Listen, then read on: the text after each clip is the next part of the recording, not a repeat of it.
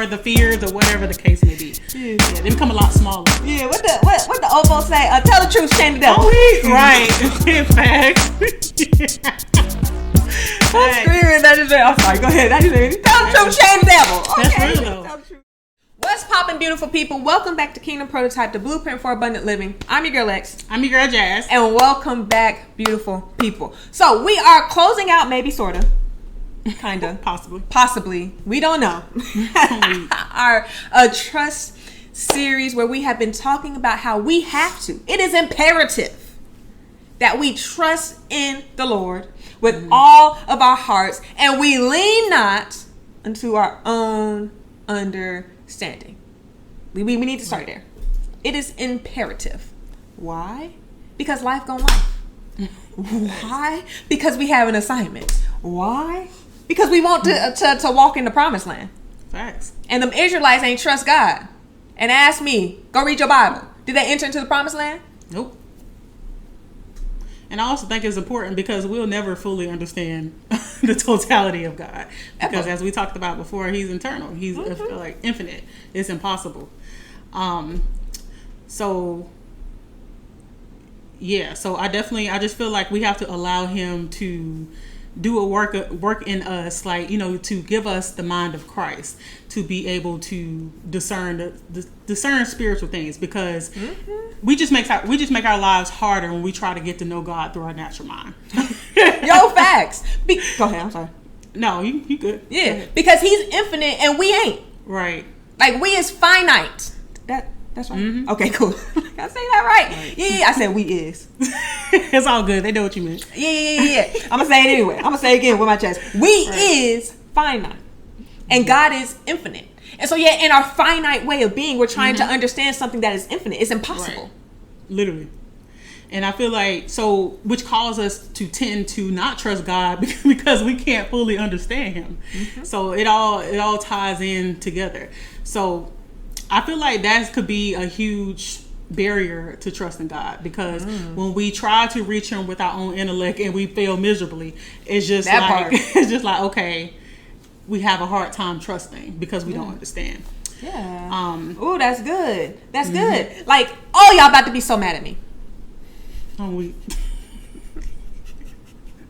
Because at some point we have to make a decision to be okay with the fact that we're just not going to understand. Right. To be okay with the fact that, you know what, God, there's just some parts of you, many parts of you. Okay, because once again, you are infinite. I am not. Right. So there's going to be things that and at some point, you're going to have to make a decision. Let me rephrase that. At some point, we are going to have to make a decision to rest in that and to stop fighting that.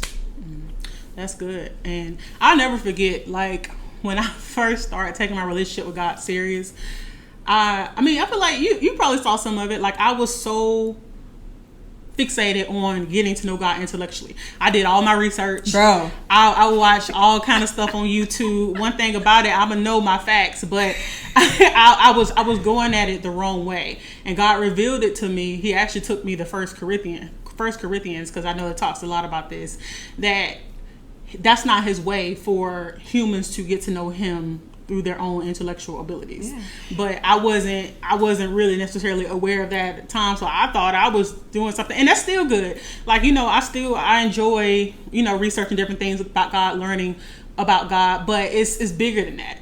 And I have to realize that. And I kept wondering why I felt so stagnant and kept feeling like I was hitting a dead end, is because I was trying to reach God with my own mind, with my own intellect, instead of, letting God do a work within me and through his spirit, allowing me to get to know him and, his spiritual truths and things like that. Yeah. So it's good. Yeah. So that's definitely. I did see that. Yeah. I'm talking about obsessed. Yeah. Like, even before, this started back in 2020.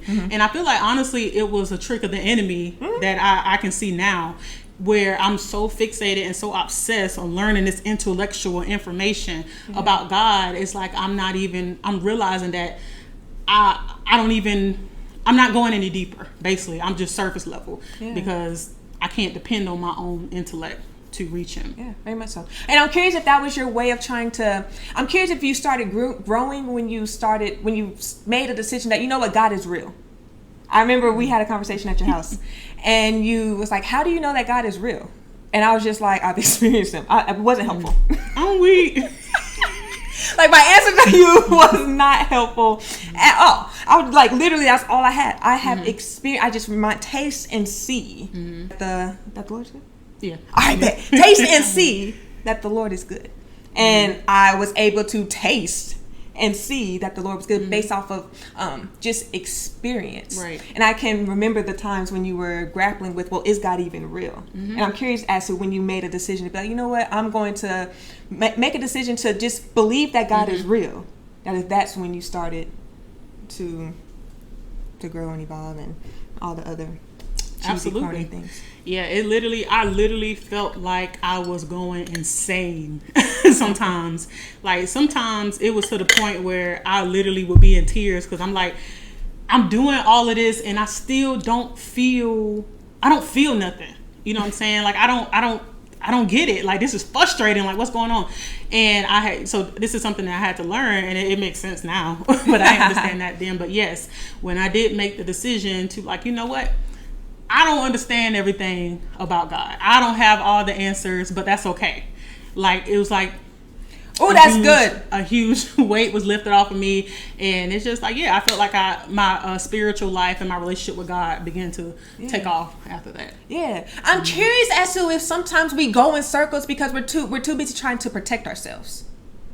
And we're too busy trying to protect our own emotions, protect ourselves from disappointment, protect ourselves from whatever the case may be. So I'm going in a circle and I'm trying to understand God before I put my weight on him.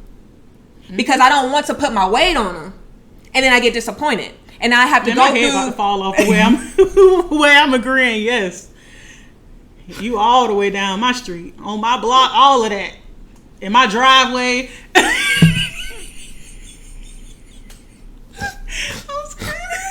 That's good. Sorry, that just took me clean out. And so, yeah, that. I forget what I was saying. But yeah, that. And so we are... I lost my train of thought. You were saying, like, you wonder, are we going in circles basically trying to understand God before we before we put our weight on him to protect our feelings? To protect something that's fickle, to protect something that we will get over. Has there ever been a time... I got questions. You've been disappointed. You've been angry, you've been frustrated, you've been whatever the case may be, and you haven't, and you got stuck in it for some people do. But like, for the people we're going after, and you haven't got over it, friend pissed you off, made you mad. It's working on a friend made you mad. Did you get over it? A friend disappointed you, parent disappointed you, whatever the case may be, did you eventually get over it? Right? So we have to trust in our ability to get over and to work through whatever uncomfortable emotion that presents itself. That does make sense. Okay. That's really good. And it's just, looking back, it was literally the definition of insanity. Y'all, I can't tell y'all like how crazy I felt like I was going. Like, it literally just felt like I was going in a cycle. But another thing that I realized, when we can't fully grasp God and understand God, that causes us to tend to drag our feet because we don't trust him enough, because it's literally like a domino effect. Because I can't really understand you as much as I would like to understand you. I can't trust you like I need to trust you. So when you tell me to do something, I'm dragging my feet, I'm procrastinating, you know what I'm saying, like whatever else, because of that domino effect. Yeah. So believe it or not, it's all full circle, like it's all connected. Yeah, very much so. And at some point, oh my goodness, at some point we have to once again rest in the fact that we're not going to understand. Like, that's how God likes it. Okay, if he wanted us to understand him and everything, like, he would have made us infinite. Like, it was a conscious decision of God. We are made in his image, yet we don't have the infinite capacity. We don't have the infinite capacity or abilities that God has. And could that be for our protection? I got questions. Facts. It definitely could, because I know I'm just always going back to the Greeks of the Bible, but that's another theme in the Bible of, people not having all the pieces to the puzzle, but still, making a decision to do what God tells them to do. Mm-hmm. So, you just have to be okay with that, and that's a process in itself. Yeah. If you're a person who have to know all the different scenarios and all the different outcomes. Go serve Buddha or something. Right, exactly. It's not gonna work. It's not gonna work because we can't fit God in this pretty little box and put a bow on it. Like, God is is bigger than that. He's infinite. Yeah, facts. And I feel like that makes us uncomfortable when we can't. I guess it's control in some sense. Like, you want to control, I guess, the situation or whatever the case is. Yeah. And that makes us uncomfortable when we feel like we don't have that control. Yeah. But yeah, we got to get uncomfortable with being. We got to get comfortable with being uncomfortable. Because woo-wee. Facts. Like, all of this is uncomfortable. Mm-hmm. Yeah. Oh, I lost my train of thought. I was going somewhere. Control. This idea of control. I understand. We're humans, and we want to be able to control everything. But once again, I'm curious as to if our desire to once again control stems back to us trying to protect ourselves from possible uncomfortable emotions. Does that make sense? It does. Yeah. And so maybe we need to start getting uncomfortable. Miss Nella, get yourself together. We need to start getting comfortable with the fact that we are going to experience uncomfortable emotions. Right. It's going to happen. Sometimes you're going to be sad. Sometimes you might feel lonely. Sometimes you might feel angry. Sometimes you might feel frustrated. Sometimes you might feel unappreciated. Sometimes you might feel disappointed. Sometimes you might feel those unpleasant things. Oh well, right. It's a part of life. So you were literally trying to create your life to avoid something that is inevitably going to happen, right? And something that you will survive. You're not going to die because you feel disappointed. Okay, I feel that. That's good. And again, it's clear that is a tactic of the enemy, right? Because think about it. Literally in everyday life, we do not make a decision. We never make a decision having all of the information. No matter, I don't care who you are, what you do, at some point you got to exercise faith in everyday life. We don't have all the answers. So why, when it comes to God, we feel like we need to dot all, all the I's and cross all the T's? I find it so interesting. Yeah. Like, we don't never question, anything like in life. Like, okay, for example, when we get in our car to drive, we're not sitting up here like, man, I wonder if my car going to randomly steer off the road and flip over. And most of us not thinking that. We just get in the car, we go out trying to go. And we trust and we believe that we're going to make it back home safely. And it's the craziest thing to me how we feel like we have to have all the answers and all the different scenarios when it comes to God. It's mind blowing, and it don't work like that. It's actually quite the opposite. Because we walk by faith and not by sight. So if I'm walking by faith and I'm not walking by sight, that means I'm not going to. He tells us, right, that we're not going to have all of the answers, that we're not going to know all the things, because we're not walking by what we see. We're walking by what we see. Hello. Right. I'll move on from that one. Vision, as far as seeing things. Anyway. Yeah. Anyway. That's good. I'll move on. And I also, if I'm being honest, I feel like that it can be a cop-out as well, where you're looking for all the answers and all the possible scenarios. That's good. Because you're trying to avoid the accountability of, God got some laws that you don't necessarily, that's real good. You don't necessarily like or agree with, and your lifestyle may not match God expectations. So now you driving yourself crazy trying to learn everything about God, trying to learn all the possible scenarios and things and how he operates before you make a move and trust in him. Well, you know good and well you ain't gonna know everything about God, but I feel like that can also be used as a cop-out. Like, that's good. Before you take a next step, because you know that when you live a spirit-led life and when you pursue a relationship with God, it's certain requirements of us that comes with that, certain expectations, and a lot of people like they're not really exactly, they're not really with that. So Yeah. That's powerful. So could it be deeper than what you're thinking?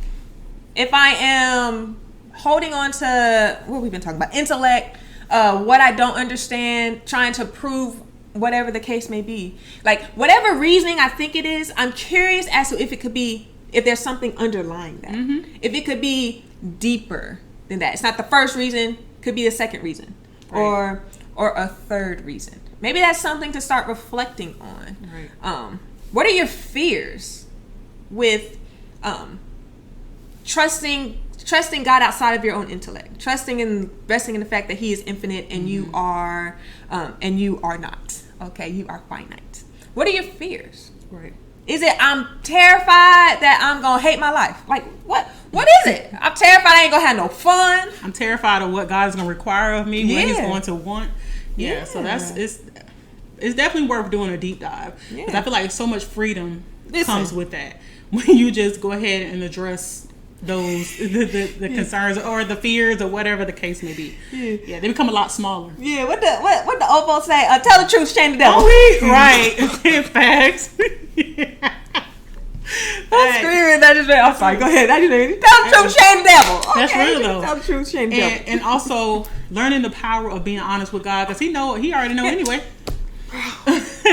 So just being honest with God about your fears and your concerns and your doubts and unbelief, and don't let nobody make you feel ashamed for having them. Facts. Like we all done experience unbelief or doubt at some point of our life. So it's part of the process. Exactly. So that's also very important. I would emphasize on taking that to God. Stop trying to figure out everything on your own. Like it's pointless. It really is. Because life don't even work that way. So God don't, like everyday life don't even work that way. So God don't work that way.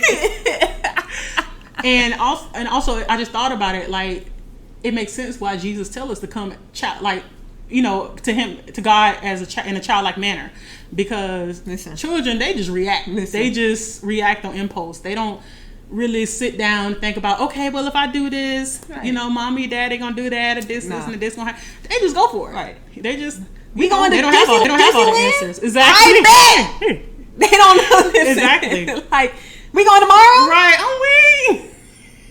Like, just like, and they be, and how they be like coming up with this extravagant stuff. They don't know where the money coming from. They don't care. Exactly. They're like, look, I don't have all the answers. This is what I don't have all the picture, but yeah. So it definitely makes sense to why Jesus emphasized on coming to God in a childlike manner.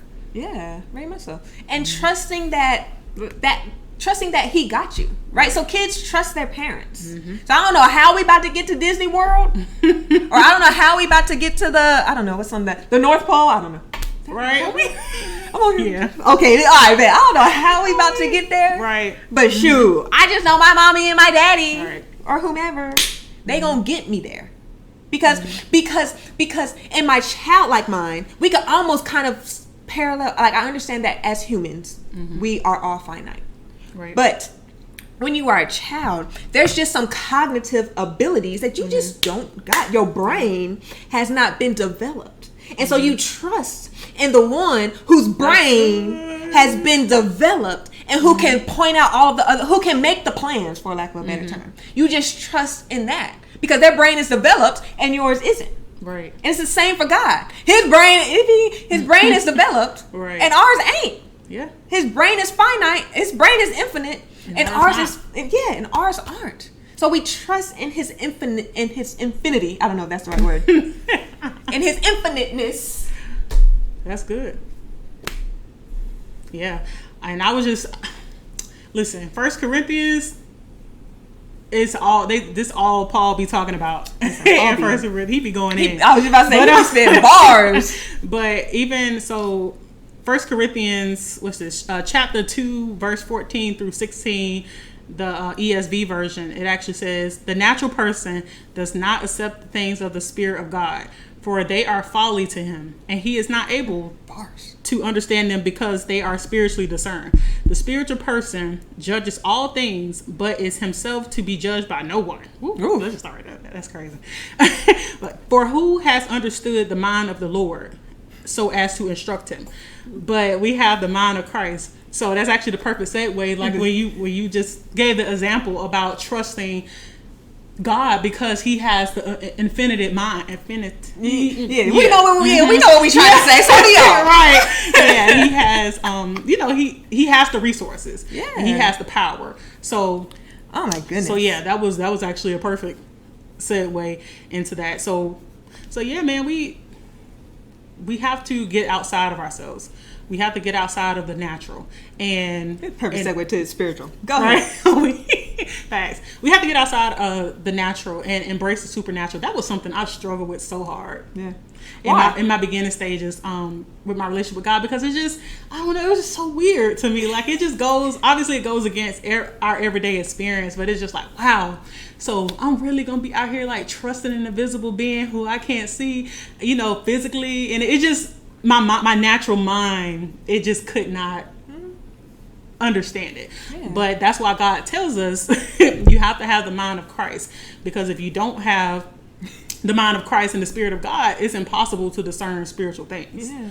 So that's I can't emphasize that enough, because yeah. I'm sorry. I was finished. I was gonna say because it was a struggle. Yeah, very much so. Like, that's why we are told to not. Oh my gosh, it's so good. That's why we are told to not lean on our own understanding. Oh, let me go find it, because I think this is the first time I ever read Proverbs 3 and 5, I believe, in the Message Bible. And I feel like that works perfectly. I gotta go find it. Give me a second. I think that works perfectly with where we are and what we're talking about now. This idea of trying to figure out everything. This idea of trying to dot every T. I say that wrong every single time. This idea of trying to dot every I and cross every T. But oh my God. But this is Bible. This is Bible. And it goes like this. Proverbs 3 and 5 in the Message Bible. Trust God from the bottom of your heart. Don't try to figure everything out. It don't get no more plain than that. It really don't. It really don't. And then we be down here just racking our brains like, Jesus, help me, Jesus. I don't understand what's going on. And it just like, it literally says right here, don't try to figure everything out. And he's like, what did I say? Right. Yeah.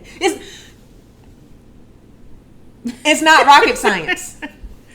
Right. I feel like we've been saying this all day, but like, it needs to be said. Yeah. Like, the things of God, y'all about to get so mad at us. Mad at us. It's okay. The things of God are not rocket science. So he tells me, so he has protected me from the part that might be rocket science to me. Because he told me not to try to figure everything out. Because he told me just to not even lean on my own intellect. Because it's going to be rocket science. And so he tells us what to do. At some point, okay? At some point, at some point, we are going to have to make a decision to take God's word for what it is.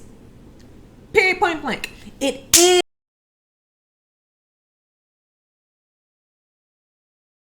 what it is. It says what it says. And we know that we can trust it because God is holy and he cannot lie. So y'all see what we did there? It's a whole full circle. Yeah. So make a decision. I'm sorry. Go ahead. Yeah, so that's all I got. Just if I want y'all to have any takeaways from this episode from me, what I would like for you to take away is it's okay that you don't have all the answers. Thanks. It's not benefiting you or anybody else racking your brain trying to figure out the ins and out of God before you make a decision to wholeheartedly follow God. Yeah. It's just prolonging the process and wasting time. Yes. So yeah, we just have to be just have to be okay with it. Yeah. Like, us not knowing all the answers is for our protection. Period. So God is holy. He cannot do things with ill motives. Right. So he didn't make us a finite being with ill motives because he wants to protect his ego. Right. So if we don't know all the answers, could some of it be for our own protection? Because if we knew all of the answers, or if we knew the whole picture, we'd be like, nah, bro. Facts.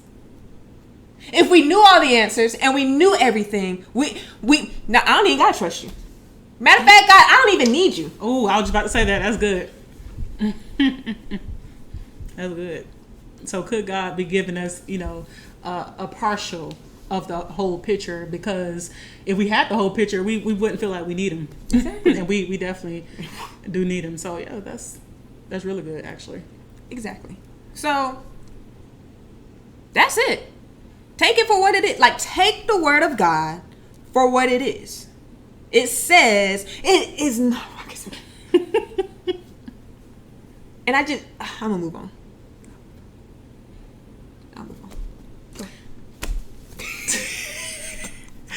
I feel like, though, it's not rocket science. It's very simple. But going back to what I said earlier, I feel like we try to make it rocket science to kind of get our way out of as a cop out. And yeah, don't do that. Don't do that. Yeah, very so. So yeah, it's definitely important to take it for face value and what it is, and just let God's word say what it says. Yeah. Like, let's not try to add to it or subtract to it. Listen, it is what it is. He said what he said. He did. Yeah. So. And so if you're finding it that you're making it rocket science, or you're doing whatever the case may be, I want to challenge you to take a step back and begin to examine why. Begin to examine what is underneath the making it rocket science, or trying to figure out every single thing, or trying to what's the root?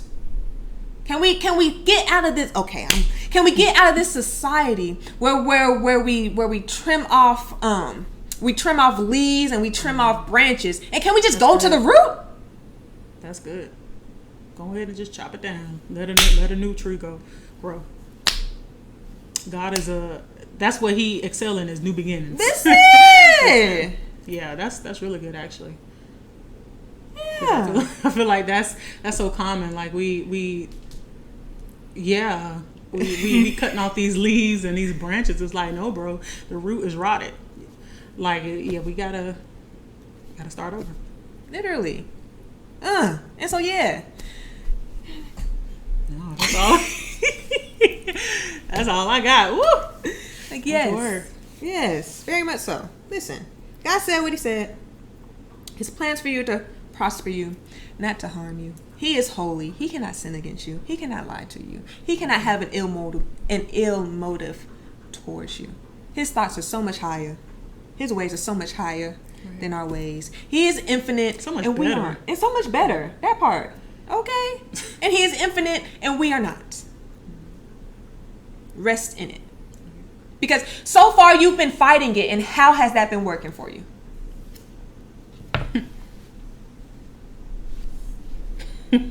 Sorry, I just want, because when I had crickets. So why not try something new? Why not do something different? What you got to lose? What you got to lose? Because what you've been doing ain't working. Right. Cool. All right. Anything else? Nope, that's all I got. Another mic drop. Another mic. That's all, folks. And that's all, folks. So if any of you guys are feeling stuck, stagnant in your relationship with God, click the link below. We have a free guide for you. It's called the 5 Ways. Slow down. I talk so fast. It's called the 5 Ways to deepen. Look at me. To deepen your relationship with God. And it will help you go from stuck, stale, stagnant, and it will help you ignite that fire, that passion for God again, if you put in the work, if you lay some things down, if you start to do some things differently. If you want a different result, okay, you got to do things differently. The only way you can get to something different is if you do something different. So please, I beg of you, do something different. You owe it to yourself. Thank you. You definitely owe it to yourself. Yeah. And many times we feel like we're waiting on God when God is really waiting on us. So that's all I got. Can you say that one more time? Louder for the people all the way in the back. A lot of times we feel like God we're waiting on God, when in reality, God is waiting on us to do something different. And he's probably sitting up there like, okay, so when they gonna realize this isn't working? So yeah. That's so good. I'll leave that alone because we got free will, and so he's not gonna force you to do something different. Right. You're gonna have to make a decision to do something different. Like, comment, subscribe, share, do something different. Anything else? I think we said everything we need to say. Right. Said it with our chest. Right. KP out.